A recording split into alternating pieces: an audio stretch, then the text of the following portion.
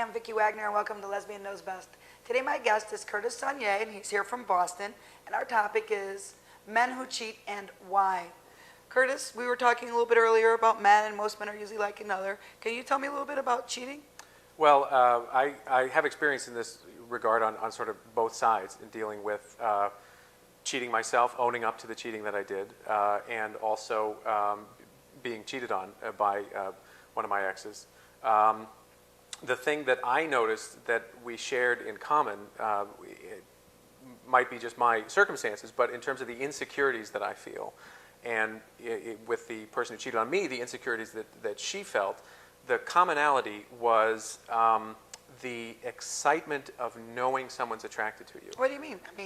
So you're in a secure relationship and some other girl just walks down the street and you say, hey, she'll do? Or? Well, no, no. In my case, it was in my case, my first cheating experience was a long-distance relationship where we were out of state from each other. And I got together with someone whose boyfriend was also out of state. You got together with her boyfriend? No, I got together.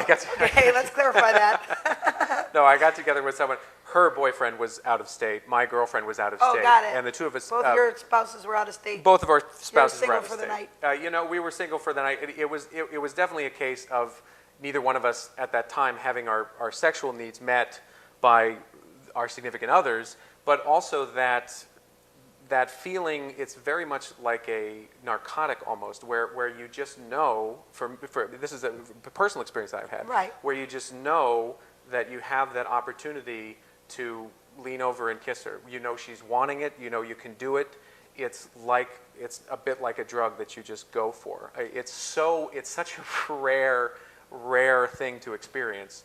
That you're with somebody and somebody else might want you, or what? Yes, that's it. For me, that's a very rare experience. I want a lot of people. I find women are fascinating and attractive and glorious to be around, but feeling that reciprocated, where I can, something intimate can happen, right, is extremely rare.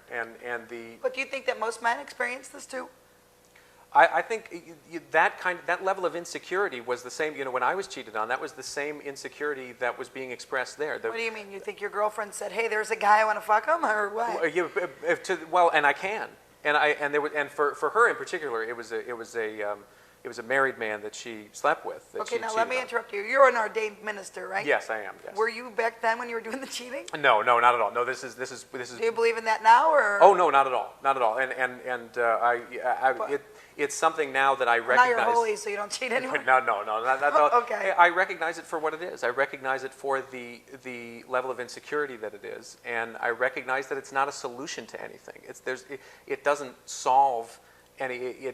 Those insecurities are still there. It's basically just an indulging of, like I said, likening it to a narcotic. It's indulging a bit of a drug that gets presented to you, and like any drug, it doesn't alleviate the problems. It doesn't alleviate the issues, and it doesn't lead to any lasting kind of happiness or enjoyment.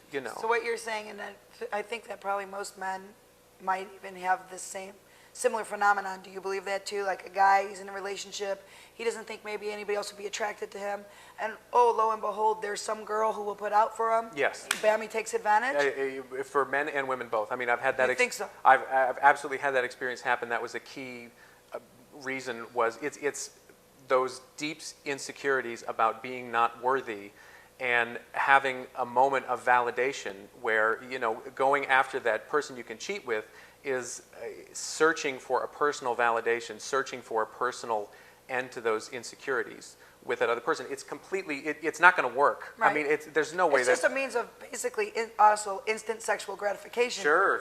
There she is, she wants me, I'm going to do it, yeah, and you don't even care about the consequences. Absolutely, because you don't, and likening it to a drug. People who take the drugs, they're not concerned with the consequences. They're concerned with the high at that moment. So it's a high. It's a high. Okay. And the saying now that I know I wouldn't cheat ever, in a relationship, is evaluating the consequences. Well, that's different. For you, because you're an ordained minister, most men aren't. What I want our viewers to know is that Curtis speaks for a lot of men and women too, to be honest, that, even though you have a secure relationship, you're with that person, and just the chance that, somebody else finds me attractive and somebody else finds me appealing, you act on that, because you're serving your own gratification. Absolutely. Because you're really insecure with your own self. And from your words, you're insecure Sure. at that time. Now, if anybody has any comments or anything that they want to write into us, if they agree with Curtis, if they don't agree with Curtis, we want to hear from you. I want to thank you for being on the show, Curtis. Sure, my pleasure. Anybody, if you have any comments for this, about this topic, because a lot of people don't think it's going to happen to them, and here you hear it from a guy who became a minister. He's, like a serial cheater, or was back then, like done it more than 3 times, but it usually will happen for some reasons. So if you have comments, please write in to www.lesbianknowsbest.com. Thank you very much for watching, and we'll see you next time on Vicki Wagner.